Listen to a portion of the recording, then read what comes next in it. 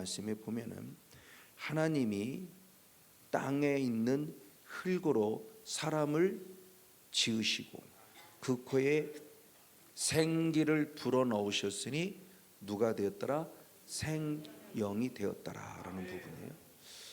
자, 에덴 동산, 하나님의 나라를 예표하는 에덴 동산을 만드시고 그 속에 사람을 두셨는데 아담과 하와를 누구로 만들었다?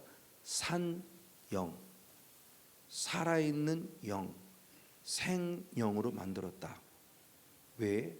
하나님의 나라가 육의 세계가 아니고 영의 세계에 있는 것이기 때문에, 하나님의 본질이 영이시기 때문에, 영이신 하나님이 당신이 왕이 돼서 당신의 나라를 만들고 싶어서 영적인 세계 속에 있는 하나님의 나라를 이 땅의 육의 속에 보여주는 거죠. 그러니까 영이라는 세계가 실체임을 보여주려고 에덴 동산을 보여주면서 이 에덴 동산에 거하려면 하나님의 나라, 영인 내 나라이기에 너희도 영적인 존재가 돼야 돼. 그래서 생영으로 영적인 존재로 만들어 준 겁니다. 그 말씀을 사도 바울이 똑같이 인용을 하죠. 그래서 고린도전서 15장 45절의 말씀에 보면 기록된 바 이렇게 나옵니다. 기록되었다는 것은 창세기 2장 7절을 말하는 겁니다. 창세기 2장 7절에 기록된 바, 첫사람 아담은 누가 됐다? 생영. 옛날 개역 성경은 산영, 지금 바뀌어진 서는 생영. 그리고 마지막 아담인 예수 그리스도는 누구시다? 살려주는 영이시다. 하나님은 살려주는 영이시고, 예수님은 살려주는 영이시고, 성령님은 살려준 영으로서 당신의 나라, 하나님의 나라를 만드셨고 그 속에 거하는 아담과 하와를 만드셔서 영의 세계에 살려면 영적 존재가 되어야만 하기 때문에 우리의 육신은 흙으로 한 눈에 보이는 존재지만 실체는 영적인 존재죠. 산영으로 만들어 주셨어요. 자, 에덴 동산의 출발에 첫사람 아담을 산영으로, 왜? 에덴 동산은 하나님의 나라이기 때문에. 그러면 하나님의 나라 출발점은 방금 얘기한 대로 부부로 시작한 겁니다. 그러니까 하나님 나라 실체가 부부를 통해서 첫 스타트가 열려진 거예요. 아담과 하와라는 가정을 통해서. 그래서 가정이라는 부분의 모습이 나로부터 시작이 돼서 내 가정을 하나님은 에덴 동산 만들길 원하고 여러분의 가정이 에덴 동산이 되길 원하는 겁니다. 즉 여러분의 가정이 하나님 나라 되길 원하는 겁니다. 그래서 가정에서 가문이 되고 가문이 더 나아가 나라와 민족이 되고 전 세계 열방이 되고 수없는 가정들이 모여서 하나님의 나라가 이루어지면 하나님의 나라가 확장되는 것이고, 그래서 하나님의 목적대로 이 지구와 더 나아가 우주 만물이 하나님 나라가 되기를 원하는 것이고, 그렇죠. 그러면서 주님이 아주 중요한 말씀을 하셨어요. 영적인 존재로 만들어 주면서 영적인 존재에 우리에게 축복을 주셨는데 어떤 축복을 주셨는가? 창세기 1장 28절의 말씀에 보면은 생육하라, 번성하라, 충만하라, 그리고 정복하라, 다스리라는 축복을 주셨어요.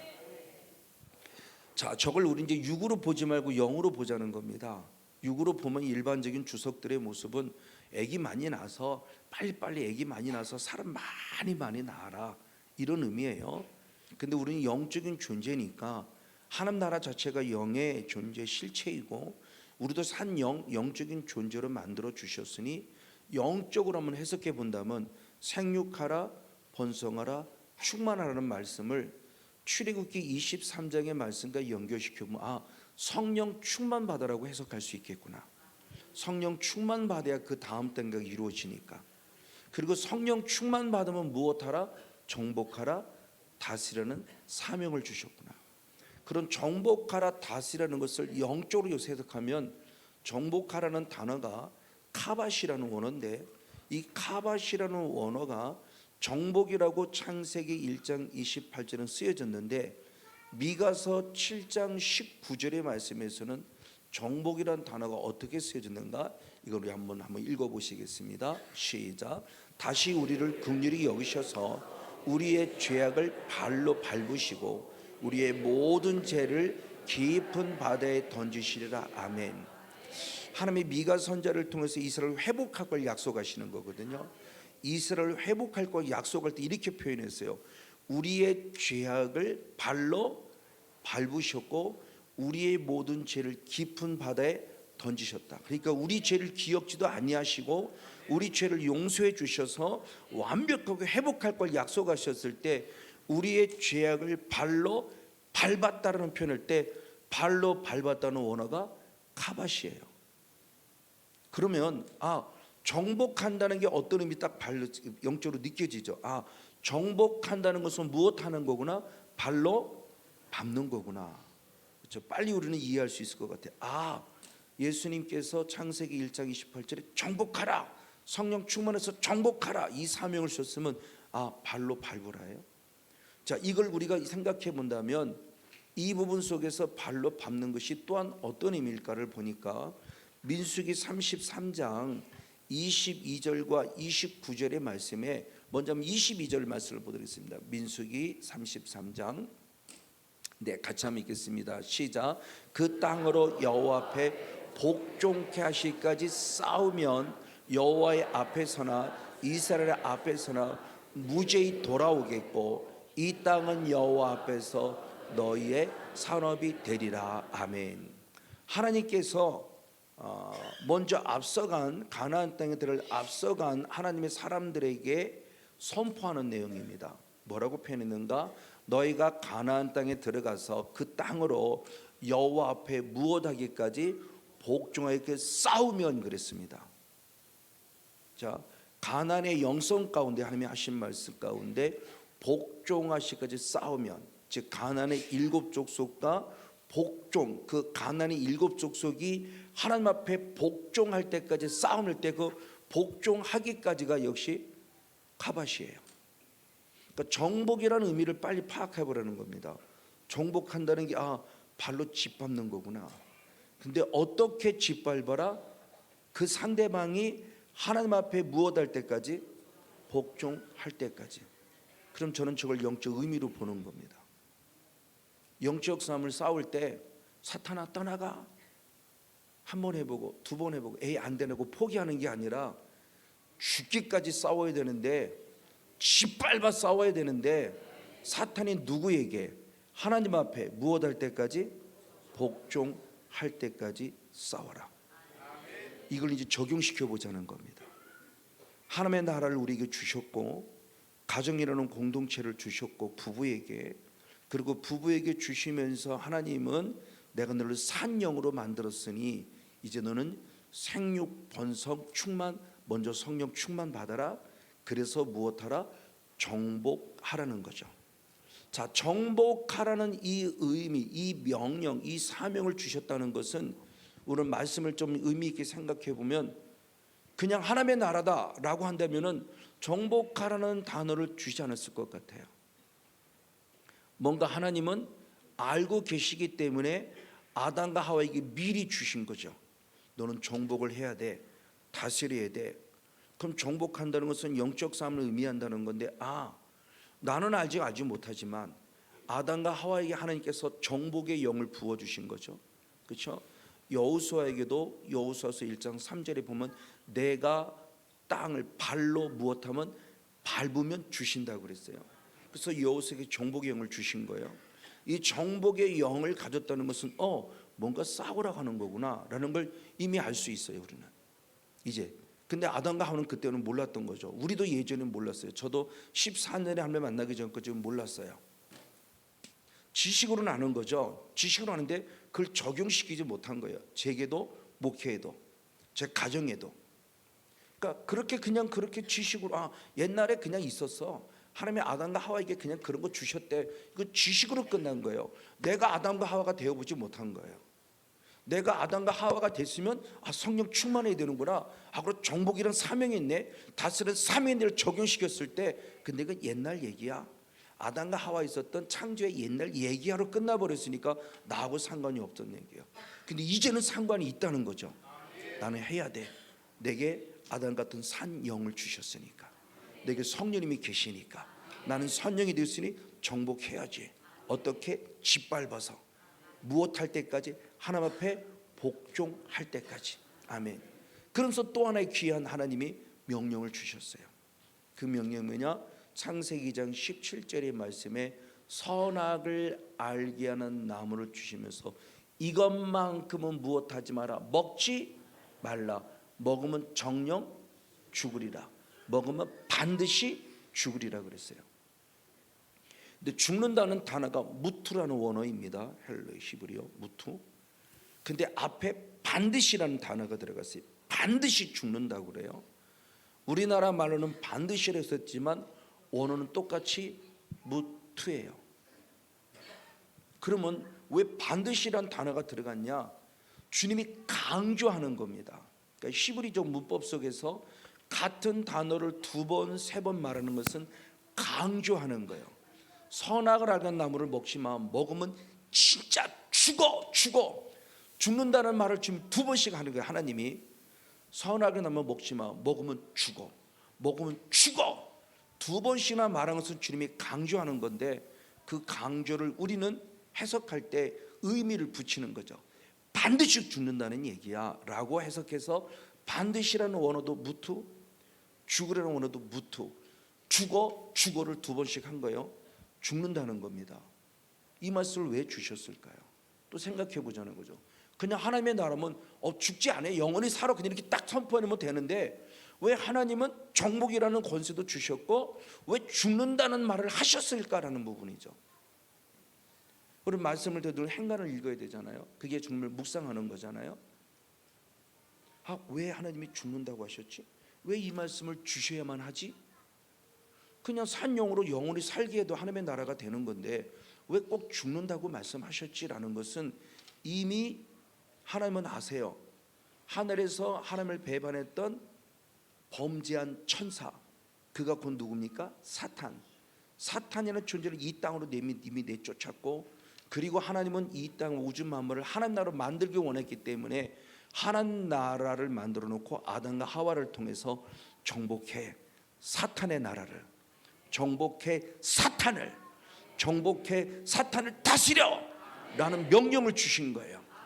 하나님의 나라를 에덴 동산에 국한시키지 말고 에덴 동산을 확장시키라고, 하나님 나라를 확장시키라고, 하나님의 나라가 풍성해지도록, 이 지구 자체가 하나님의 나라로 만들어지도록, 이게 하나님의 뜻이기 때문에, 하나님의 왕이 되어서 하나님의 나라를 만드는 게 주님의 뜻이니까.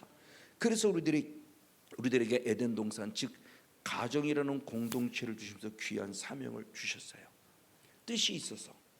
그렇죠? 그러면서 먹지 말고 정복해 그랬는데 우리는 이미 알아요. 창세기 3장에 들어가니까 하나님의 나라가 이루어진 그 가정의 공동체 에덴 동산 안에 누가 들어오느냐? 마귀가 들어오죠. 그래서 누구를 미혹합니까? 하와를 미혹합니다. 그래서 제가 여자를 아주 싫어해요. 지금은 아닙니다. 그 이유도 얘기를 할 겁니다. 여자를 먼저 미혹해요. 여자가 훨씬 더 하나님께서 이렇게 만드신 것 같아요. 훨씬 더 감각적이고 훨씬 더 감정적이에요. 그러니까 오메 이렇게 되는 거죠. 사탄이 틈타기 전까지는 선악과에 전혀 보암직 먹음직스럽지 않았어요. 그렇죠? 근데 사탄이 와서 틈을 타는 순간부터 그냥 일반적으로 보이던 게 왜 갑자기 보암직스럽고 왜 갑자기 먹음직스럽냐고요. 제가 이렇게 생각해도 소주를 아주 잘 먹어요. 지금은 물론 아니고요. 예전에는 소주만 봐도 그렇게 보암직스럽고 그렇게 먹음직스러울 수가 없어요. 그냥 자연스럽게 큰 아주 기가 막힌 짜릿한 맛이 아주 입에서 달달 돌아요. 지금은 전혀 아니죠. 아무리 봐도 내가 미쳤지 저걸 먹으니 그래요. 근데 사탄에게 미혹되니까 그렇게 보인다니까요. 다윗도 사탄에게 미혹되니까 여인이 갑자기 아름답게 보이잖아요. 왕으로서 그 전에 얼마나 많은 여인을 거드렸습니까? 그래도 그렇게 절대 여인에게 빠지지 않던 다윗이 사탄이 딱 틈을 타니까 갑자기 아름답잖아요. 갑자기 보암직하잖아요. 그 결국 음란의 죄를 범하는 거예요. 자, 이렇게 사탄의 존재가 틈탈 것을 주님은 알았기 때문에 생육하라, 충만하라, 그렇죠? 성령 충만 받아라.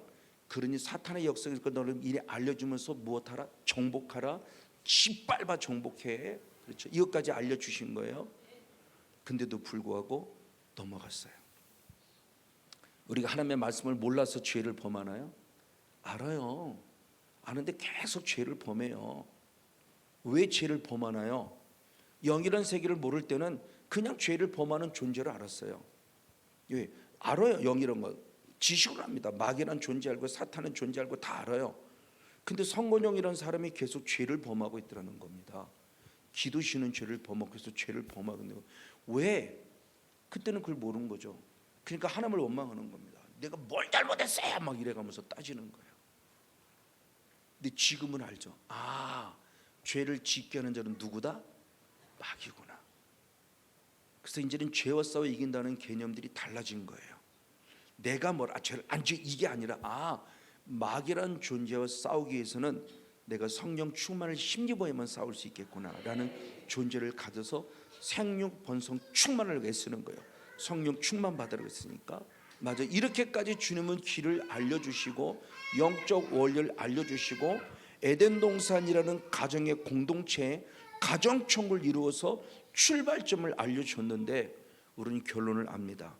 아담과 하와는 결국 창세기 3장 6절 말씀에 보암직하고 먹음직스럽고 죄를 먹고 탐스러운 것 때문에 나만 죄를 범한 것이라 나도 죄를 범했고 누구까지?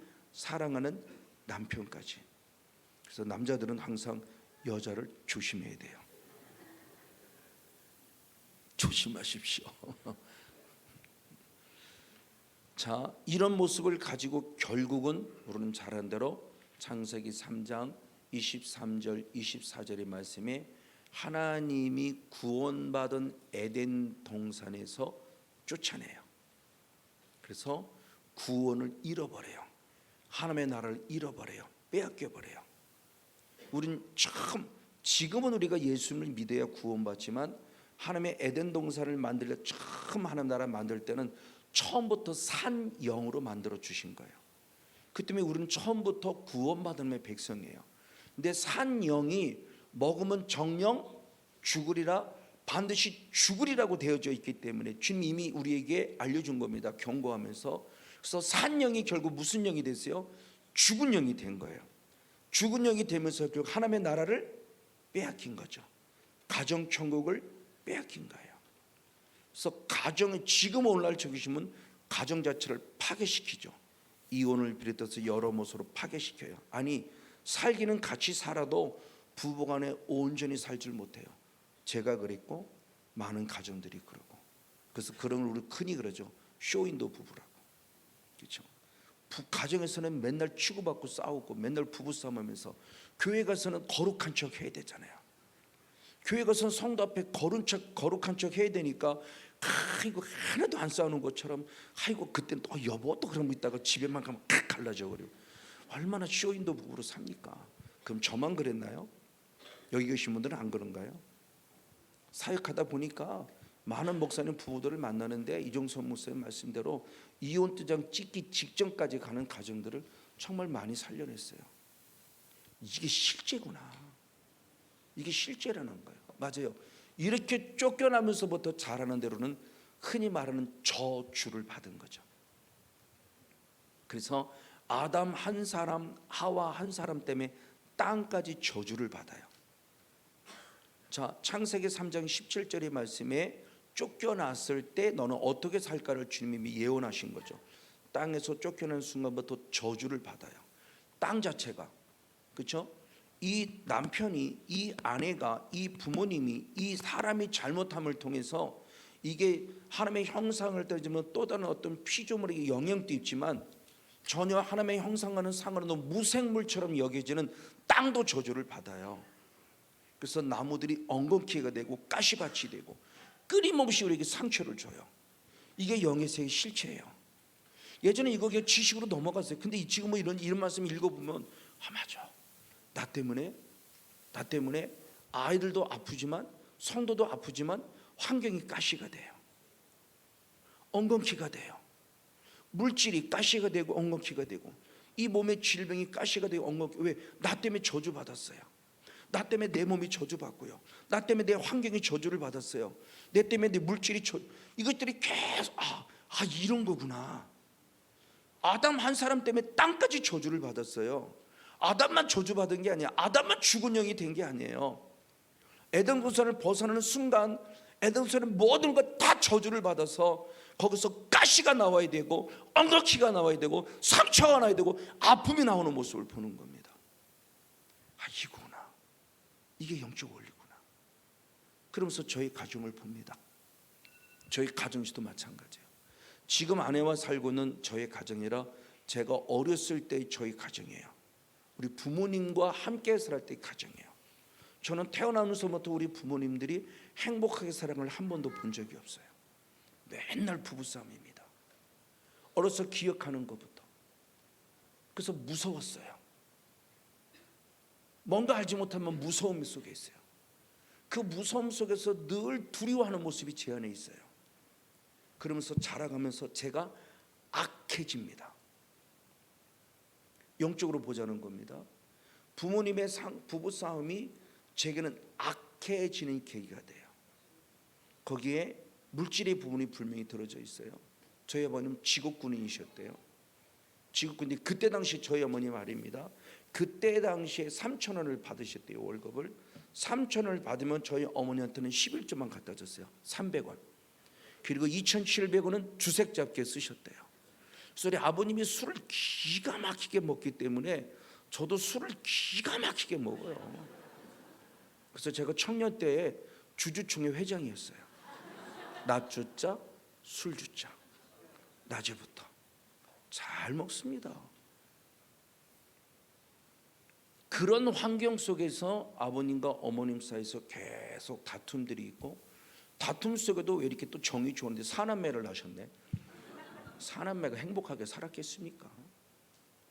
찢어질 정도로 가난 속에서 저도 굶어봐가면서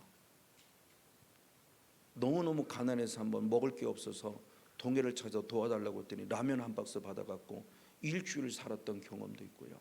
정말 흔히 말하는, 제가 이제 60년생인데 제 나이 때도 찢을 정도로 그렇게 밥을 굶어가면서 학교를 다니는 그런 경험도 있던 제 삶이에요. 고등학교 때까지만 해도 어떤 이런 불우한 상황에 자라갈 때 제게 있는 두려움, 그러면서 가장 먼저 아주 어렸을 때는 아버지가 싫었어요. 아버지가 미웠어요. 그래서 제 안에서 어려서부터 아버지랑 항상 좋지 않은 마음을 가져. 그리고 어머니로부터 들은 얘기 때문에 아버지 부정적 의식이 생기기 시작했어요. 그러면서 조금 더 자라면서 이제는 아버지가 싫은 게 아니라 엄마가 싫어지기 시작했어요. 어머니가 싫어지기 시작하니까 제 안에 여자 존재 자체가 싫어요. 그래서 저는 결혼할 생각 전혀 없었습니다. 아버지가 주색 잡기 했을 때 주자는 좋았는데 색은 싫었거든요. 그러니까 내게 색이 없는 게 너무 감사해요. 왜? 저는 여자 알기를 진짜 어려서부터 돌같이 알았어요. 왜? 다 우리 어머니 같은 줄 알고 다 무조건 싫었어요. 여자는 하여튼. 그리고 물론 나중에 하나님 회개했지만 그 영향력을 지금 얘기를 하는 겁니다. 어머니로부터 받은 영향력이 남편과의 관계에서 좋지 않으니까 이게 장남이 저에게 집착으로 다가와요. 집착으로. 당신은 나를 사랑한 거야. 어머니는. 나는 근데 집착이에요. 싫어요. 잔소리 너무너무 싫어요. 그 잔소리가 너무 싫고 뒷담화 맨날 아버지 욕하는 거 너무 싫어요. 그래서 지금도 제가 싫어하는 게 그것이에요. 잔소리. 그래서 집사람 보고 잔소리하지 마 항상 그래요. 그리고 뒷담하지 마. 지금도 제일 싫은 사람이 잔소리하는 사람하고 뒷담하는 사람. 정말 싫어요. 이제는 좋은 의미로서의 싫습니다. 옛날에는 그런 부분이 아니지만 어떤 이런 모습 안에서 제가 상처 속에 자라가면서 안 좋은 모습을 가지고 계속 자라갑니다. 그러면서 학교 생활도 삐딱선을 타기 시작하고요. 제가 너무너무 가난했기 때문에 나름대로 공고를 가서 빨리 취업선선에 들어가 돈을 벌어서 동생들을 대학교까지 가르치고 때가 되면 난 나중에 결혼해야지라는 생각을 갖고 공고를 갔어요. 그리고 나름대로 공부도 잘했어요. 5등 안에 들었고 그때는 공립이 아니라 국립학교였기 때문에 5등 안에 들어도 장학금을 타고 있기 때문에 장학금도 탈 정도로 공부도 좀 했었어요. 근데 문제가 생기게 선생님들입니다. 2학년 때 제가 친구들이니까 담배 피는 친구도 있을 거고 싸우는 친구도 있을 거고 있을 거 아니에요. 공부는 잘했지만 그 친구들하고 어울린다고 2학년 담임 선생님이 저 새끼 저 문제야 그런 거 저한테. 성관전 너 문제야 이 새끼야 이런 거예요. 옛날 우리가 들을 때는 지금이야 인권 문제 때문에 감히 학생들 손을 댑니까? 큰일 나죠. 근데 그때는 막 두드러 팼잖아요. 엄마도 그러잖아요. 선생님 말 안 들으면 두드러 패스라도 가르쳐 주세요. 그게 합법적이었어요. 얼마나 두드러 맞았는지 몰라. 그러면서 이 문제야 새끼 막 그러는 거예요. 그 제 안에 악이 받쳤다고 그랬잖아요.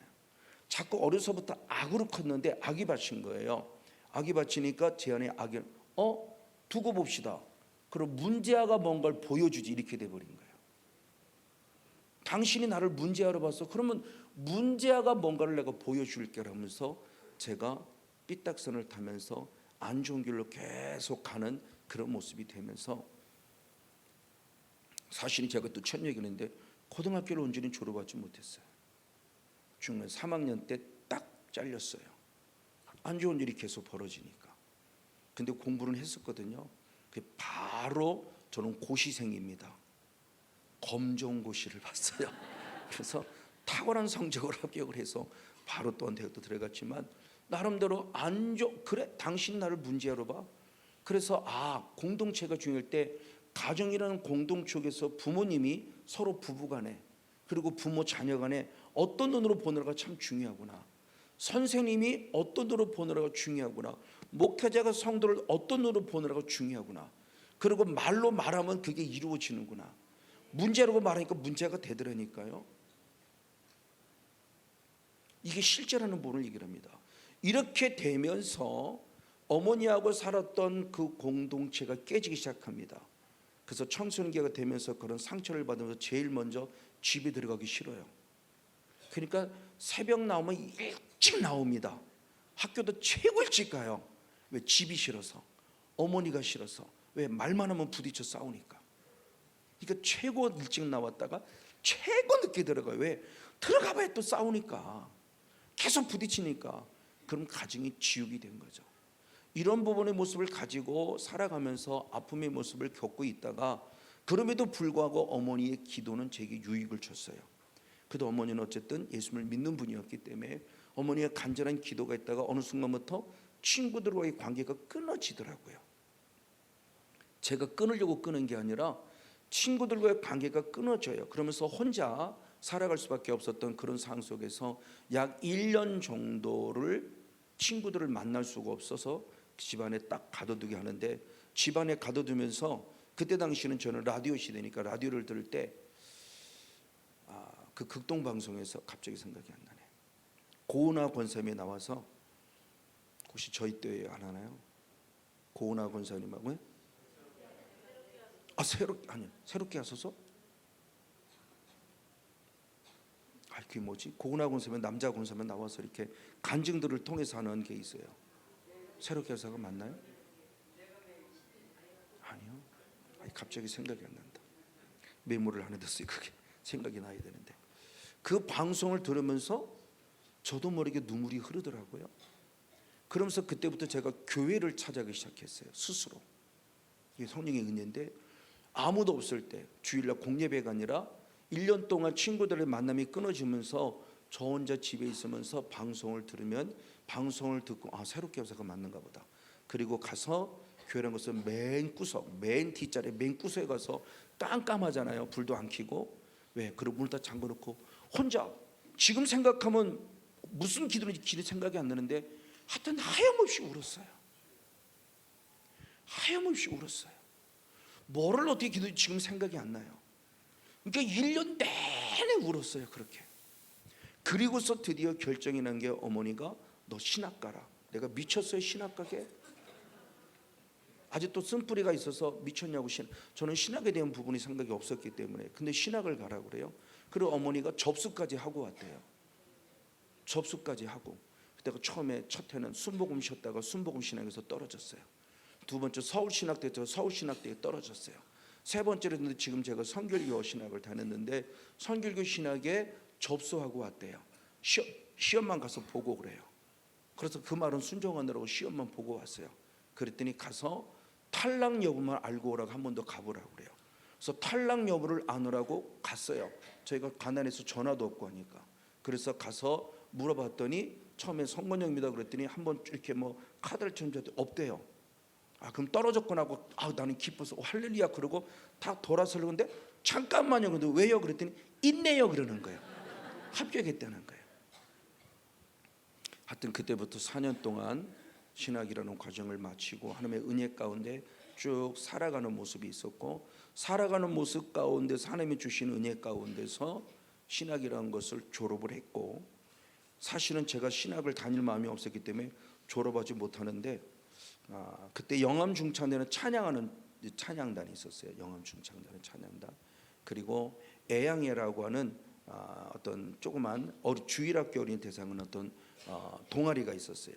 하나님이 거기에 딱 묶어두셔서 찬양 때문에 저를 신학을 끝까지 하게 하셨고, 동아리 때문에 신학을 하게 하셨어요. 신학에는 관심이 없었으니까. 그도 공부 못한 건 아니에요.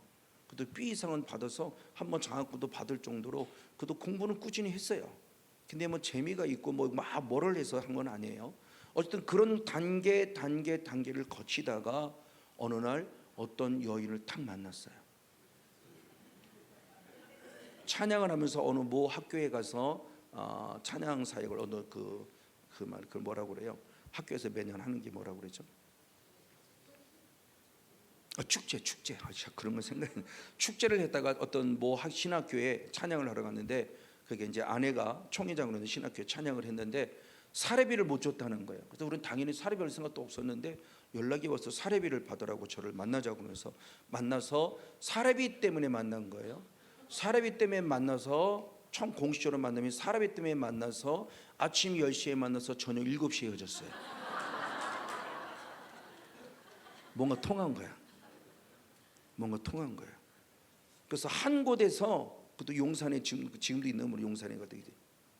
거기 한 곳에서 만나서 아침 10시부터 거기서 같이 점심 먹고 하면서 저녁 먹기 전까지 헤어지면서 제가 그 순간에 그냥 프로포즈를 해버렸어요. 왜? 우리 어머니 같은 여자가 아닌 게 느껴지는 거야. 이 여자라면 괜찮겠는데? 이런 여자라면 괜찮겠는데 생각해서 딱 한 번 만나고 결혼합시다 그랬어요. 뭐 이건 황당한 얘기죠. 근데 내가 단점이 있다. 뭐냐? 내가 지금 폐결핵이 걸려 있다. 결핵이 걸렸으니까 그건 알아서 하라. 그리고 일주일에 만나자 그랬어요. 일주일에. 그 여자도 아마 황당했을 거예요. 그렇죠? 뭔 이상하게 생긴 놈이 갑자기 프로포즈를 하질 않나? 그리고 뭐 병도 결핵이 있는데 뭐 결혼을 하자고 하질 않나? 뭐 어쨌든 일주일에 만났어요. 다시 기도하면서 나름대로 그때 기도, 하나님 좀 주님의 짝이라면 좀 만나게 해주시고 붙여주세요라고 기도하고, 그 다음에 명동에서 만났어요. 명동에 딱 만나서 물었어요. 어떻게 했습니까? 어떻게 결정됐습니까? 물었더니 그걸 어떻게 말해요? 그러더라고. 그럼 된 거잖아요. 딱 손 붙잡고 해서 하나님 감사합니다. 시작합니다. 그리고 한 번 만나고 일주일 만에 결정. 그때 결혼 약속하고 지금까지 행복하게 삽니다. 그거 얘기하려고는 아니었는데, 그 여자라는 그 존재에 대해서 어머니 같지 않은 분들 하나님의 은혜 가운데 만나서 살지만 역시 제게는 쓴뿌리가 있어요. 물질, 돈, 개척을 하고 살아갑니다. 개척을 살면 자꾸 돈이 딸리잖아요. 돈이 딸려서 내가 제일 싫어하는 게 부부싸움이었기 때문에 집사람하고 절대 안 싸울 거다. 안 싸울 거야. 정말 안 싸울 거야. 막 이렇게 가면서 결단했는데 막바지는 어쩔 수 없더라고. 집사람도 왜? 저도 없으니까. 여보 돈. 그러면 내가 은행이다. 막 이렇게 된 거. 이제 전도사가 되고 목사가 됐는데 내가 은행이냐, 나만 보면 돈 그래. 가장 싫어하는 제 모습이 탁 드러나는 거예요. 참고 견뎠던 게 팍 드러나는 겁니다. 그때부터 부부싸움이 시작이 돼요. 아내는 때릴 수가 없고, 그럼 남자고 혈기왕성하고 열받으니까 좀 벽을 빡 치면 벽이 빡 뚫어지고 창문이 빡 뚫어지고, 그래서 집사람이 안 고쳤대. 왜? 일부러 보라고, 네가 그런 거라고. 그럴 정도로 화가 나는 겁니다. 그러니 가정이 행복할 수가 없잖아요. 그래도 또 부부의 정이 있는지 애를 둘을 낳았어요. 맨날 싸우면서도 참 희한하죠. 싸우면서도 애기 생기는 건. 어쨌든 둘을 낳았어요. 둘을 낳고 자라가지만 이 상처가 결국은 아내에게 상처를 줬고 아이들에게 상처를 줍니다. 막내 같은 경우는 아빠를 말합니다. 아빠는 악마야 이렇게까지 표현할 정도로. 지금 34살이 된 막내지만 그때 어렸을 때만 해도, 그러면 아들 역시도 결국 상처 속에 자라가는, 그러니까 이런 상처 속에 계속 자라가면서 부부싸움이 되어지고 부부싸움이 되어지는 은혜 속에 이런 아픔의 모습을 계속 겪는데, 그래도 하나님의 은혜 가운데 교회가 서서히 부흥되면서 한 7년 사이에 75명까지 부흥이 된 거예요. 이건 절대적 하나님의 은혜예요. 근데 7년 정도 된 다음부터 한 3년 동안 한 사람도 안 지나갑니다.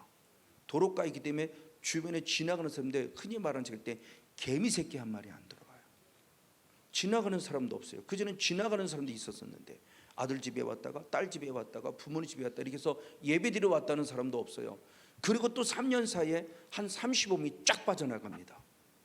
그래서 70을 30년 30년 정도는 되는데, 30년도 출석인은 그보다 줄어들 거 아니에요. 어쨌든 등록인은 그렇게 돼도 그보다 작으니까 그래도 꽉 찼던 예배당이 사람이 반타되게 딱 생기니까 그렇게 허전할 수가 없어요. 그래서 제가 다운이 되기 시작합니다. 다운되기 시작하면서 가장 먼저 안 되는 게 뭐냐? 기도예요. 기도가 안 되기 시작한 거예요. 자, 이게 문제가 생기는 게, 나름대로 제가 우리나라에 꽤 유명하신 목사님 있죠. 연세 중앙교회라고는 유명한 목사님 윤땡땡 목사님, 정말 열심히 다니면서 실천신학 다니면서 부르짖고 기도하면서 우리 성도를 보내가면서 은혜 받게 하고 막 이렇게만 나름대로 열심히 하면서, 그래 나도 기도해야지 저 양반처럼. 저 양반은 2시간밖에 앉았더니 나는 목사가 돼갖고 말이야 맨날 뭐야 그 누구야 그 누굽니까? 아이고 그 사무엘상에 나오는 엘리처럼 배가 이따만해 나와갖고 등 따스고 배부르게 그냥 내가 장바닥에 잠만 자면 되나? 그래 기도해지라고. 철원 이제 저 새벽경인데 철야처럼 기도합니다. 쥐라고 그리고 막 기도하면 2시 3시를 못 넘겨요. 왜 올라트 노는 건 올라시 되는데 왜 철야기도는 올라시 안 되냐고요. 2시 3시마다 이러고 있고 비몽사몽간에 있고. 근데 집사람은 철야형이라도 철야를 해요. 나는 철야가 안 돼요. 어쨌든 그렇게 하다가 막 하고 그랬었는데 어느 순간부터 그게 안 돼요. 기도가 안 돼요. 왜 기도가 안 되지? 성도가 떠나는 아픔이지만 기도하려는 사람이 기도가 안 되니까, 제가 기도를 안 하던 사람은 그냥 그러는데 기도했던 사람이 기도가 안 되는 거예요. 이걸 어떻게 표현해야 될까?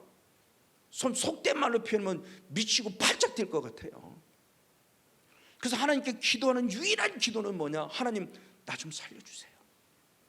하나님 나 죽을 것 같아요. 내가 왜 이러죠? 하나님 나 좀 살려주세요. 기도가 안 되니까, 목사가 기도가 안 돼. 이게 10분 이상의 기도가 안 돼요. 뭐를 기도할지 모르겠어요. 중보기도는 둘째치고 하여튼 뭐든 기도 자체가 안 잡히는 거예요. 그때까지도 왜 그런 줄 모르는 거예요. 그러니까 하나님을 원망하는 겁니다. 자꾸 문제는 생기고. 그러니까 하나님 내가 뭘 잘못했어요? 내가 뭘 잘못했기에 이런 내가 인격적인 모독을 당하고 왜 이렇게 고통 아픔을 당했는데 내가 뭐예요? 그리고 하나님께 따진 거예요. 욥보다도 못한 놈이에요. 욥은 그래도 가져가시는 분도 하나님, 주시는 분도 이러는데 저는 왜 가져갑니까 이거지. 왜 나가고 왜 그나마 목사한테 욕하고, 지들끼리 싸워놓고 왜 목사를 욕해요? 목사 때문에 나간다고, 목사 때문에 싸웠다고 그러고. 내가 뭔 잘못을 했는데? 내가 싸우라고 부추기기를 했나? 다 목사 핑계대고 나가는 거예요. 그러니까 열받는 겁니다. 이게 계속 분노가 올라오고 화가 올라오고 옛사람이 다시 끄집어 올라오는 겁니다. 그래서 목회를 완전 포기하기로 결정했어요. 2008년도에. 그래 목회를 그만두자. 이게 지극히 합법적인 생입니다. 왜? 나 같음을 만나 성도가 죽어서는 안 되니 나는 목회를 그만두고 성도는 살려야 돼. 그래서 성도는 좋은 목사님 만나게 되고 목회를 그만두려고 하면서 결정을 내리면서 그도 그나마 부르짖고 기도하면 나 좀 살릴 수 있는데, 그때 하나님의 은혜가 통로를 저희 집사람하고 딸내미를 통해서 일을 시작하셨어요. 저는 2009년 9월달인 16차에 왔고, 집사람은 2009년 5월달에 15차로 저보다 일기 선배예요. 일기 선배로 왔고, 딸내미는 2009년 8월달에 다니엘 캠프를 참석했고, 그러고 난 다음부터 달라지기 시작한 것. 저는 아직 안 갔으니까 집사람하고 딸내미가 다니엘 캠프를 갔다 오더니 뭐를 얘기합니다. 이종선 목사님이 어떻고 성경이 어떻고 말씀이 어떻고 악한 영이 어떻고 그러면서 그때는 이종수는 쓴 책이 있어요. 당신도 할 수 있다. 아니야. 옛날에 쓴 책이 뭐더라. 자꾸 그런 게 까먹어지네. 그 책을 탁 집어 던져놓고 존이 얘기는 보라는 거죠. 뭐 보라는 거예요. 얘기는 듣는데 자꾸 궁금하긴 하고, 그러니까 한번 슬쩍 살펴봅니다. 없으면은 살펴보면 무슨 간증도 나와 있고 무슨 말씀인데 말씀 자체 내용은 부담이 없는데 그런 내용들이 있어요. 그래서 여보 한번 가보자 이 정도 있었는데, 이 성령 사역한다는 말은 안 하고 해요. 그만 있으면 아마 안 왔을 거예요. 말씀이 기가 막혀. 말씀이 탁월해. 그러니까 그래 목사가 말씀밖에 없으니까 그래 그러면 가보자 하는 것이 하나님의 은혜였어요. 그리고 제가 온 게 2009년 9월 달에 딱 이제 만 14년이 지났어요. 이제 10월 달 들어왔으니까 2009년 9월 달에 저 구성전에 있던 곳에 오게 되었고, 그러면서 말씀을 들으면서 제 안에 은혜가 되기 시작했고, 은혜가 되는 출발점이 뭐냐? 첫 들을 때 둘째 날 예언, 오늘도 예언이 있습니다. 예언 사역을 들어간 거예요. 예언 사역을 만약 처음부터 했으면 아마 안 왔을 텐데 맨 앞자리에 있었어요. 자, 맨 뒷자리에 있으면 나갔어요. 맨 앞자리에 저는 은혜를 사는데 맨 앞자리에 앉는데, 맨 앞자리에 있으니까 예언 사역한다고 할 때 목회자로서 거부감이 생기는 거예요. 어떤 거부감이냐? 다른 방언이나 이런 건 이해가 되는데 예언 그러면 저는 딱 떠오르는 게 무당부터 생각이 나요. 이 점치는 사람부터. 그리고 특별히 TV에 나오는 사람들 보면은 찍찍 반말거리 하잖아요. 그게 너무너무 부담 안 좋게 느껴졌는데, 예언에 무슨 무당짓거리 하고 있어 이 생각 탁 드는 거예요. 그리고 안 가야 되는데 앞에 있으니 도망도 못 가잖아요. 여러분 이왕이면 앞자리에 앉으세요. 그래야 도망을 못 갑니다. 하나님께서 뒷자리에 앉으면 슬그머니 쑥 빠져나가잖아요. 어쨌든 제 첫 자리에 딱 들어갔어요. 여기서 시킨 대로서 저리 들어가서 남자 목사님 앞에 갔습니다. 남자 목사님 말합니다. 내 사랑하더라 이제 그만 울어라. 내가 네 눈물을 안다. 이 소리를 하는데 통곡이 터져버린 거야. 그만 울라 그러는데 미쳐갖고 울기 시작했어요. 아니 그만 울는데 왜 울어? 너무너무 감사한 거예요. 왜? 제가 혼자 기도하는 게 그래 그랬죠. 하나님 나 좀 살려주세요.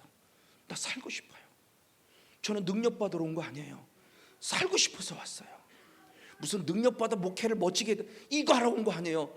죽어가는 죽은 영이 산 영이 되고 싶어 온 거예요. 근데 그렇게 저는 울고 있었잖아요. 울고 있었는데 남자 목사님이 생판 처음 본 목사님이 내 사랑하더라 그것도 감사한데 그만 울어라 그런다면 어머 이게 뭐야? 내 눈물 이게 뭐야? 나를 아시네? 그럼 내가 그동안 주여 나는 살고 싶습니다.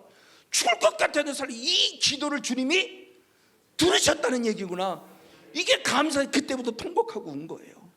정말 남자가 미친놈처럼 통곡하고 울어요. 그래서 그 집회를 끝나고 심차 끝나고 이종국 선을 내가 가서 안았다니까요. 끝나고 그리고 제가 울었다니까요. 그러니까 그때 지금도 있지 않아요. 이종수 목사님이 깜짝 이렇게 보는 눈이 있잖아요. 왜 생판 처음 보는 남자가 은혜를 받은 것 같은데 은혜를 받은데 갑자기 자기를 끼워넣으면서 엉엉 울고 있으니 그게 그냥 보이겠어요. 이렇게 깜짝 놀리면서 보는데 저는 정말 너무너무 감사했어요. 이게 실제구나. 하나님 나라가 진짜네. 성경이 진짜네. 영이라는 세계가 진짜네. 저는 제 안에 있다고 인정하지 않았어요. 근데 누가 드러났냐? 불교형이 드러났어요. 내 의도와 상관없어요. 저는 60년생이기 때문에 이게 아주 재수가, 흔히 말하는 재수가 없어서, 여기도 60년생 있으면 알겠지만 그때가 버스하고 수학여행 가는 버스하고 옛날에 배 넘어져서 그런 것처럼 버스하고 열차고 땅 사고 나는 바람에 뚝 끊어졌어요. 그래서 국민학교 때 초등학교 때 수학여행을 못 갔어요. 중학교를 들어갔어요. 중학교 똑같은 일 또 벌어졌어요. 그래서 수학여행을 못 갔어요. 고등학교를 들어갔더니 공고라서 군기 잡는다고 수학여행이 없어요. 1학년 때부터 빡세게 일주일 동안 어디 수련회 들어가서 얼마나 군기를 잡아놨는지 선생님은 딱 선배만 딱 서가지고 막 군기 확실히 잡아서 그 수학여행을 못 갔어요. 수학여행을 가야 그나마 불구사를 가는데 저희 때는 불구사였으니까. 그러니까 저는 부처 앞에 가본 적이 없다는 걸 얘기를 하는 거예요. 절을 가본 적이 없다고 하는 거예요. 근데도 제 안에 누가 드러났냐? 불교예요. 이게 뭐지? 나는 절 한번 가본 적이 없는데, 나는 부처 앞에 가서 한 번도 비나이다라고 해본 적이 없는데 왜 내게 불교의 영이야? 알고 보니까 내 혈통이라는 합법적인 통로를 타고 조상부터 흐르는 영이었던 거예요. 이게 성경적이었구나. 내 안에 어제도 그랬잖아요. 깜짝 놀란다고. 그렇죠. 음매 귀신이 그렇죠? 이 많은 사람이 그래도 나중에는 나한테 이기잖아요. 저도 나한테 나한테 놀랄 일이죠. 그 은혜를 공급받는데 저는 감사하게도 한 방에 된 케이스예요. 근데 성경적으로 보면 한 방에 된 케이스보다 오랜 시간 걸리는 게 사실 성경적인 거예요. 그래서 제가 벌써 매주 토요일 하루에 음성 듣고 토요일 날 오후 2시에 성의하고 있고, 코로나기도 그때는 쉬지 않았어요. 그리고 매월 하는 성의가 둘째 주도 하나님의 음성 듣고 시작했는데, 코로나 기간 3년 동안 먹고 자야 되니까 어쩔 수 없이 쉬었고, 그때에서 지금 이제 다음 주 항상 첫째 주가 기쁨의 그 다음 주가 이제 저희 교회사는데 월화 1박 2일에서 102차가 되는데 이 성의를 하게 되는 거서, 이 성의를 하면서 하나님의 은혜를 구하고 있는데 그 하나님의 은혜 가운데 나타나는 그 모습이 제게 이제 부어지면서 이게 실체네, 이게 실체네. 그래서 영의 세계가 실제라는 부분, 그리고 하나님은 살아계시다는 부분, 그리고 말씀은 진리라는 부분. 하나님 말씀은 진리입니다. 진리 말씀 반드시 이루어집니다. 반드시 이루어진 진리의 말씀이 내게 이루어져야 합니다. 내게 이루었으니 나도 이제 진리 말씀을 이루어내야 돼요. 이 사명을 지금 감당하고 있는 거예요. 맞아요. 어쨌든 이런 모습을 통해서 드디어 제 안에 모시는 자, 저는 능력이 나타나는 것도 중요하지만 제 스스로 깜짝 놀라는 겁니다. 제가 아닌 제 안에 또 다른 나를 봐요. 왜? 늘 분노, 이 악함, 이것이 목사라는 것 때문에 참고 있었을 뿐이에요. 신학생 때 신학생들끼리 싸우는 사람이 있습니까? 저는 신학생 때 대판 싸웠어요. 그것도 2번이나 크게. 그것도 그때 당시 저희 때는 학도극단이었나 뭐라고 그러지? 지금으로 말하면 뭐예요?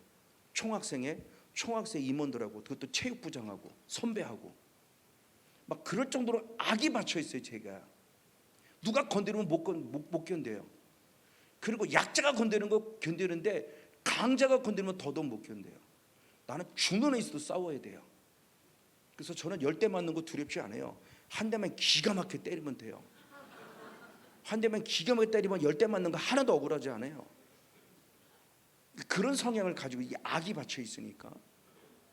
그 고등학교 때는 친구들이 저하고 안 싸울래. 왜? 싸워야 자기는 저는 뻔히 질 거 알아요. 끝까지 싸우거든요. 그냥 땡 울립니다. 그럼 공부 들어가요. 땡물 또 나와 또 싸워. 그리고 10분 동안 쉬는 시간 싸워요. 그리고 땡물 또 공부 들어가요. 또 땡물 또 나와 또 싸워. 그러고 막 한 대 기가 막히게 때릴 때까지 막.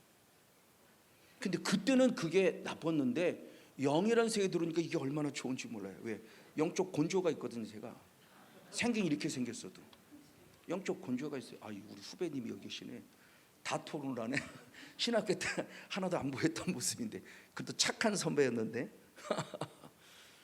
어떤 이 악이라는 부분의 모습이 그렇게 드러나면서 안 좋은 모습으로 계속 나아가는 그런 모습이 있었다가 이 은혜를 받으면서 내가 세두놓으면 어느 날 갑자기 화가 안 나네요. 제가 놀라는 겁니다. 능력 나타나는 것도 중요하지만 화가 안 나네? 이것 때문에 화가 나야 되는 화가 안 나요. 이게 뭐야? 어떻게 이런 일이 있지? 왜 화가 안 나지? 놀라운 일이에요. 그러면서 하나님이 저를 한 번에 아닙니다. 그러면서 서서히 하면서 제가 아닌 또 다른 모습으로 저를 바꿔가요. 그래서 저는 여기를 다메섹 도상이라고 제 스스로 한테 고백했어요. 사울이 예수님을 인격적으로 만나고 난 다음에 바울로 변화되는 것처럼 여기가 변화의 현장이구나. 능력 나타나는 것도 중요하지만 제 생각이 달라지고 언어가 달라지고 삶이 달라졌어요. 그래서 제 안에 천국이 이루어진 거죠. 마태복음 12장 28절 말씀에 보면 중요한 얘기겠죠. 성령을 힘입어 귀신을 쫓아내면 하나님의 나라가 이루어졌다. 언제? 이미. 그러니까 에덴 동산 때 이루어진 하나님을 이제 찾는 거예요. 이제서야 하나님의 나라를 이루게. 그러니까 빼앗긴 걸 되찾은 거예요. 원초적 본질이 되찾아진 거예요. 본질상 지너지게 죄성이 싹 사라져버리고 이제 하나님의 오신 원초적 본질, 하나님의 형상을 따른 신의 성품이 회복되어지더라고요. 저는 제가 이걸 놀란 겁니다. 이걸 놀란 게 누구냐? 아내가 놀라고 아이들이 놀라요. 그래서 제 안에 천국이 이루어진 것 두 번째 누가 어디냐? 가정천국이 이루어졌어요. 이게 실제네? 이게 진짜 되네? 화를 안 내보려고 하는 것이 아니라 결국 제 안에 불교의 영은 목회만 방해시킨 것이 아니라 어려서부터 오랜 세월 동안 저를 피폐하게 만들어가는 거예요. 직분이 목사였으니 감사했지, 만약 직분이 목사까지 안 했으면 저는 아마 더 피폐했을 거예요. 제가 좋아하는 건 장로님이었거든요. 근데 만약 장로님이 돼서 지금 생각하면 술고래였을 것 같아요. 그 사람도 쓰면 저는 지옥이죠 뭐. 그렇죠? 근데 성건이라는 사람을 목사로 만든 이유를 알겠어요. 저는 이것만도 감사해요. 구원받은 자가 구원에 대해서 믿음을 지키게 하기 위해서, 그리고 목회 속에 하나님 말씀이 진리임을 알게 하기 위해서. 그래서 놀라워요. 가정총국이 이루어진 거예요. 제가 되니까 아내가 되고요, 아내가 되고 제가 되니까 아이들이 되고요. 아이들도 다 다니엘 캠프를 하면서 아들 딸내미가 다 멋진 사역들을 하고 있고요. 지금도 교회에서 중추적인 역할을 하고요. 가정사역이에요. 그래서 저는 어느 정도까지냐, 여기서 만약 부산까지 간다, 운전한다 간다 그러면 한마디 말도 안 합니다.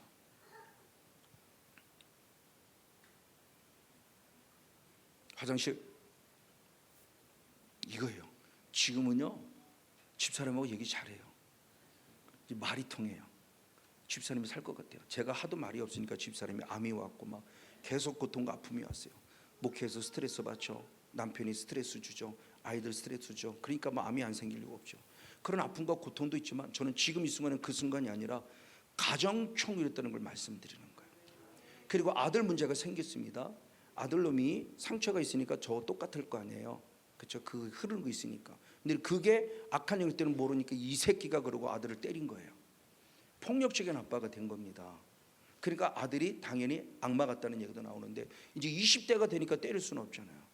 근데 열받는 얘기가 뭐냐, 새벽기도 나가려고 탁해서 불을 딱 켜면은 또 딱 소리가 나요. 그러면 아들 방에서 불을 딱 꺼지는 거야. 그러니까 나는 거실에 불을 딱 켜고 아들 방에 불을 딱 끄는 거예요. 불을 딱 꺼요. 그러면 가면 뻔하지 않아요? 그 문을 확 열어봐요. 지금은 노트북이지만 옛날에는 PC잖아요. 그러면 열기가 확, 그러니까 온 방에 열기가 확, 밤새도록 게임한 거야. 그러면 열 안 받니까 이 새끼가 그렇게 당연히 나오지. 이게 목사 입에서 아들한테. 참 저주스럽게 살았어요. 사탄에게서. 예수 믿는 목사임에도 불구하고요, 제가 그랬다고요. 그런 목사였어요. 그러니 그게 온전하겠습니까? 그리고 이제 기도합니다. 하나님, 우리 아들 좀 바꿔주세요. 우리 아들 좀 변화시켜주세요. 우리 아들 좀, 하나님은 영이 좀 변화시켜서 막 기도합니다. 그때 주님께서 막 기도하는 가운데 이제 이 은혜를 입었습니다. 이 은혜를 입을 때 주님의 음성을 듣기 시작합니다. 주님의 음성이 들립니다. 내 사랑하는 아들아 그만 울어라. 내가 너의 기도로서 네 아들을 변화시켜 주리라. 감사합니다. 이랬으면 제가 간증을 하겠습니까? 간증을 안 하죠. 제가 눈물로 기도했으니까 네 눈물을, 저도 똑같이 네 눈물을 봤다는 것처럼 저에게 주는 음성이었으면 저도 감사할 텐데, 갑자기 주님의 선명한 음성입니다. 마음에 들리는 소리가 아닙니다. 들리는 소리입니다. 너에게 달렸느냐. 네, 그랬어요. 네, 이게 너에게 달렸다고 하니까 생뚱맞은 음성이잖아요. 네, 그렇게 했어요. 네라고는 음성을 들었어요. 이게 무슨 소리? 네. 그리고 또 기도합니다. 하나님, 우리 아들 좀 변화시켜 주세요. 그랬더니 다시 똑같은 얘기. 너에게 달렸느라. 그럼 주님은 확실한데, 이제 너에게 달렸다고요? 그럼 아들의 잘못된 원인이 누구에 있었구나? 내게 있었구나. 저는 게임이라는 걸 모르기 때문에 게임에 빠져, 지금도 게임을 몰라요. 게임에 빠지는 않았는데 결국 내 나쁜 영성이 흘러간 거죠. 불기 흘러가서 아들을 지금 그렇게 타락시켜가고 만들어가고 피폐하게 만들어가는 거예요. 그제 이제는 아는 거죠. 그럼 어떻게 해야지? 나에게 달렸으니? 라고 할 때 갑자기 탁 제게 떠오르는 말씀이 디모데후서 1장 6절입니다. 한번 디모데후서 6절 한번 보겠습니다. 시작. 그러므로 내가 나의 안수함으로 내 속에는 하나님의 은사를 다시 부를 듯 하기 위하여 너로 생각하게 하느니. 아멘. 내가 나의 안수함으로, 바울이 디모데에게 안수함으로 하나님의 은사가 임했는데 그 은사를 다시 부를 듯 하게 한다는 뜻, 딱 이 말씀이 딱 안수해야 되겠구나. 그런데 지금 안수해봐야 그놈이나 내 놈이나 똑같아요. 누구한테 받는 거 싫어하는 성향이니까 누가 막 그런 거 싫어해요. 그러니까 딱 벌써 이렇게 됐을 거예요. 그러니까 왜? 본인이 원하지 않고 있으니까. 그래서 저는 한 번도 안수를 안 했어요. 그 대신 뭐를 했냐? 그때부터 하나님이 주신 지혜였습니다. 안아줬습니다. 안아도 짓을 한 거예요. 이제껏 안아주면서 말합니다. 영아 사랑해. 이름이 성영입니다. 영아 사랑해. 그리고 하나님도 너를 사랑한대. 이게 2, 3초의 인사예요. 그리고 속으로는 성령이 임하소서. 성령이 임하소서. 왜? 이제 능력이 흘러가는 걸 알았으니까. 성령이 임하소서. 그걸 2년을 했어요. 한 번도 머리 얹고 사탄을 떠나가 그러지 않았어요. 왜? 그래봐야 벌떡 일어날 거 아는데 나만 열받잖아요. 말 안 들으면 또 열받잖아요. 또 이 새끼가 나오면 안 되잖아요. 또 입술마저 거룩해져야 되는데 이제 그러니까는 또 참고는 하면서 근데 그게 참아지는 거예요. 옛날 같으면 이게 확 올라와야 되는데 화가 안 나는 거예요. 내가 이상하네. 내가 나를 놀래는 겁니다. 이게 진짜구나. 진짜 능력도 능력이지만 진짜 나를 바꿔주시는구나. 옛사람을 벗어버려 새 사람을 입혀주시는가. 정말 확실히 저는 말씀이 믿어진 거예요. 그래서 2년을 했어요. 2년을 하는 건데 1년 정도 있다가 저 구성절에 왔었고 여자친구 있어서 왔었고 그랬다가 다시 원위치로 돌아갔어요. 또 1년 있다가 다시 그때 완전히 바뀌었는데 저는 이제 나중에 어떤 협력사역자를 통한 거예요. 어떤 협력사역자가 그때는 저는 이제 집에서 왔다 갔다 하면 새벽 기도를 해야 되니까 그때 이제 목욕탕에 가서 잤는데 그 다니엘 캠퍼들로서 이제 사역자로 일하니까 그때 아마 이런 일이 저런 일 했는 것 같아요. 아들내미하고 그때 아들내미 그러더래요. 처음에 1년 만에 왔는데 네가 성목사 아들이니? 네가 성목사니? 그들은 거죠. 협력사역자 목사님께서 그래 성목자 아들이요. 근데 여기서 듣는 기쁨에 듣는 성목사라는 사람이 아빠라는 사람이 자기가 집에서 알고 있는 아빠하고 다르네.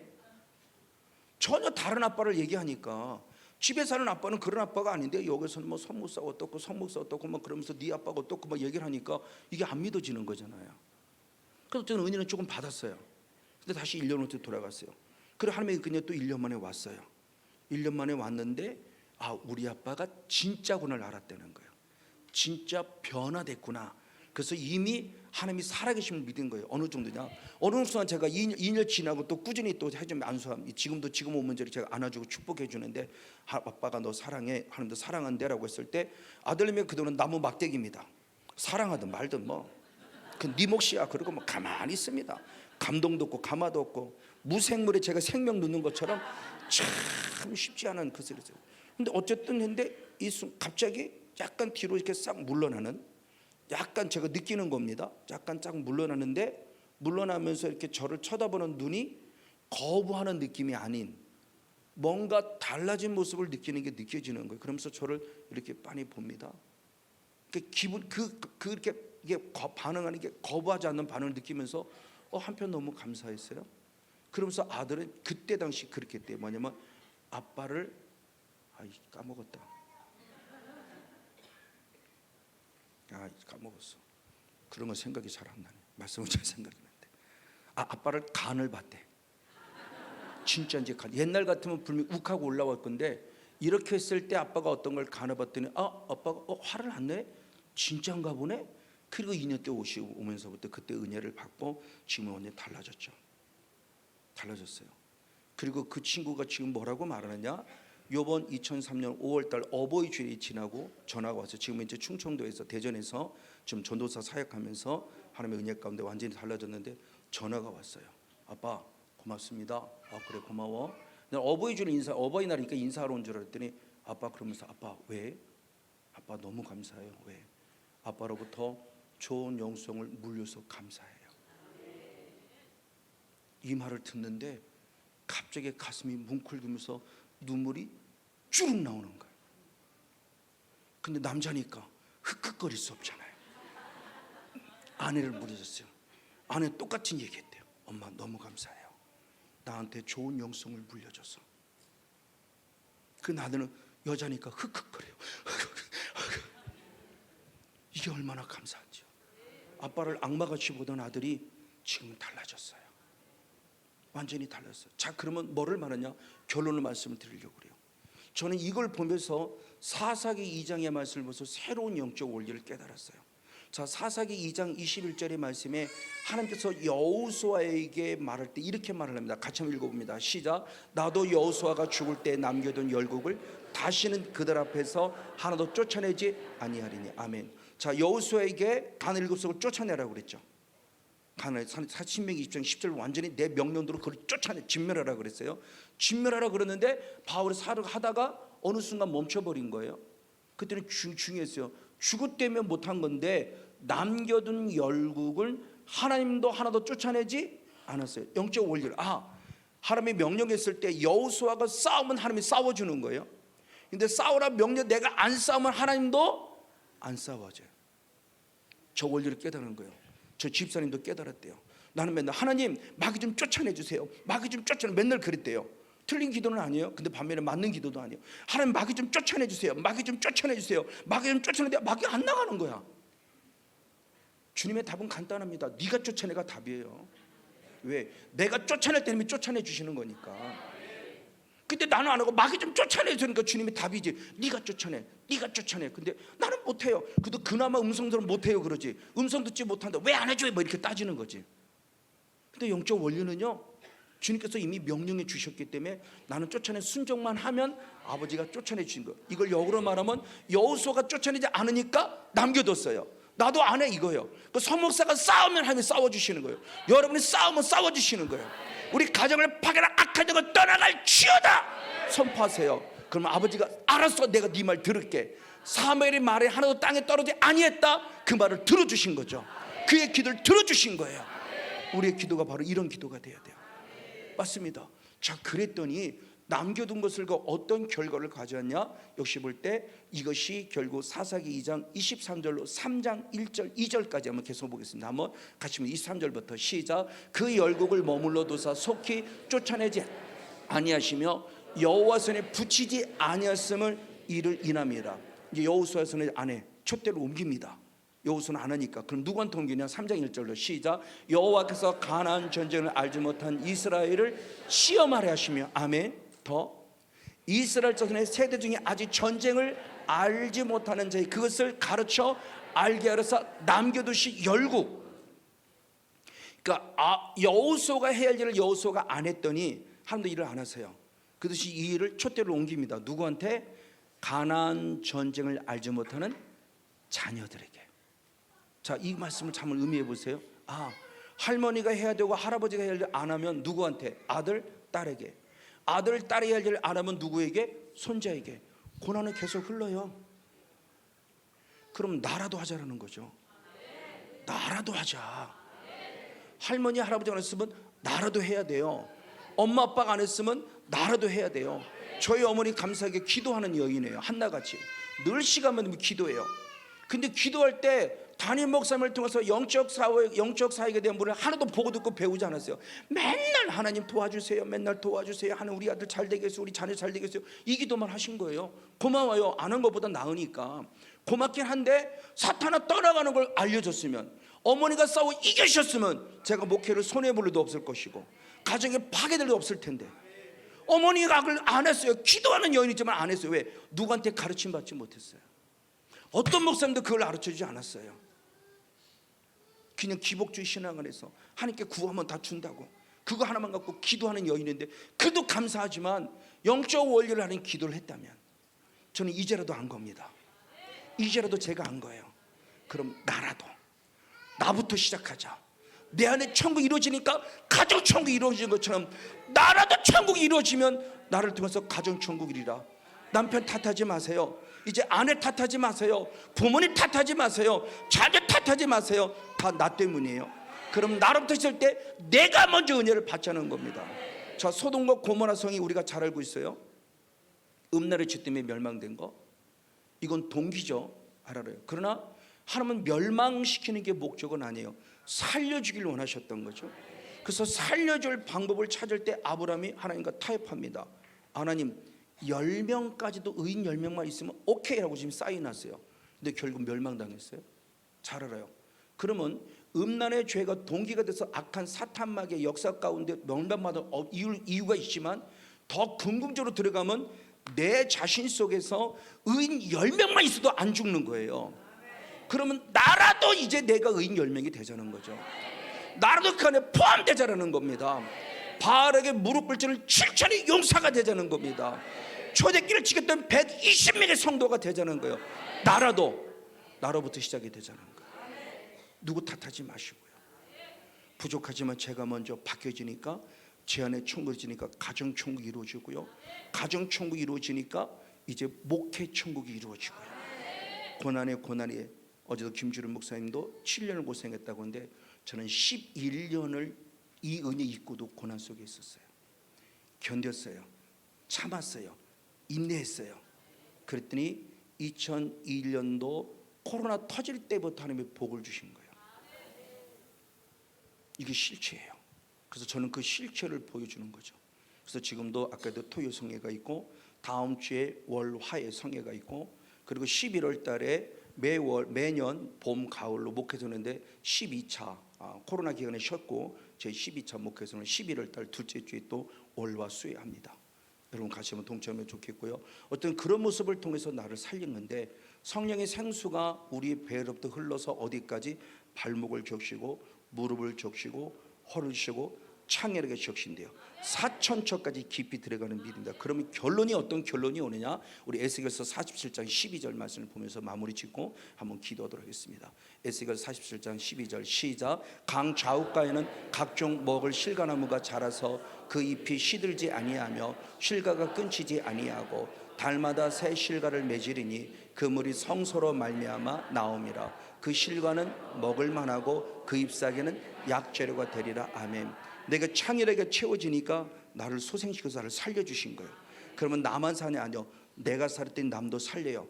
내가 실과가 누군가가 먹을 만한 실과가 됐어요. 누군가 유익주는 약재료가 됐어요. 그렇죠? 남편이 사니까 아내가 살고 자녀가 살았어요. 목사가 사니까 성도가 살았어요. 여러분의 에덴 동산 가정이 에덴 동산 축복합니다. 그러면 나라도 살자. 여러분이 살면 남편 때문에 아내가, 아내 때문에 남편이, 부모님 때문에 자녀가, 자녀 때문에 부모님이. 이제는 남 탓하는 손가락질하지 마시고 나를 바라보는 손을 통해서 회개해서 제사함 받고 성령을 선물로 받으셔서 혈통을 타고 들어왔던, 내가 보면 자본죄를 타고 들어왔던 악한 영을 확실히 쫓아내서 능력도 받기를 축복하지만 가정총을 이루는 그 모든 것이 나로부터 시작되는 은혜의 주인공 모두가 되어지기를 예수님으로 간절히 축복하고 축원을 드립니다. 짧은 시간으로 주여 3차원 기도하실 때 한 15분도 기도할 때 저와 더불어서 우리 협력자가 내려와서 여러분에게 다 안수해, 이쪽부터 이렇게 쭉 안수하겠습니다. 이웃하면 목사님 쭉 오시면 개소리들, 그래서 한 번도 빠짐없이 다 안수해 드리는 시간을 먼저 갖도록 하겠습니다. 주여 3차원 15분도 노래 한번 같이 한번 통성으로 기도하겠습니다. 주여 주여 주여 할렐루야.